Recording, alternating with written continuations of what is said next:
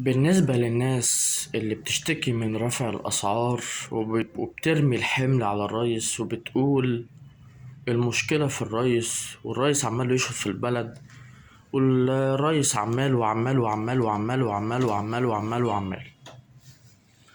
طيب أحب أقول لكم يا شعب مصر، يا شعب بلدي العظيم، انتوا السبب في ارتفاع الأسعار. أكررها، انتوا السبب في ارتفاع الأسعار. أكررها، انتوا السبب في ارتفاع الأسعار.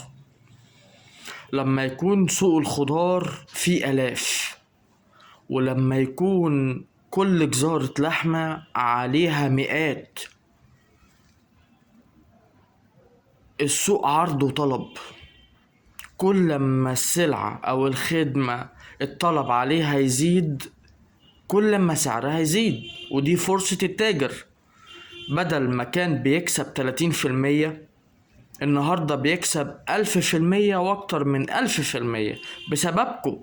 ما انتوا اللي هتموتوا، ما هو انتوا من غير أكل هتموتوا من الجوع.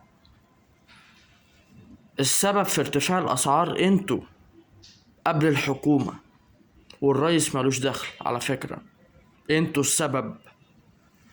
مصر ما فيهاش استيراد وتصدير، يعني ما فيهاش دولار، والحرامية بيتحججوا بالدولار.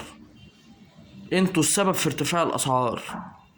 الصبح همكوا على بطونكوا، وبالليل همكوا على مزاجكوا على القهاوي. انتوا السبب في ارتفاع الأسعار.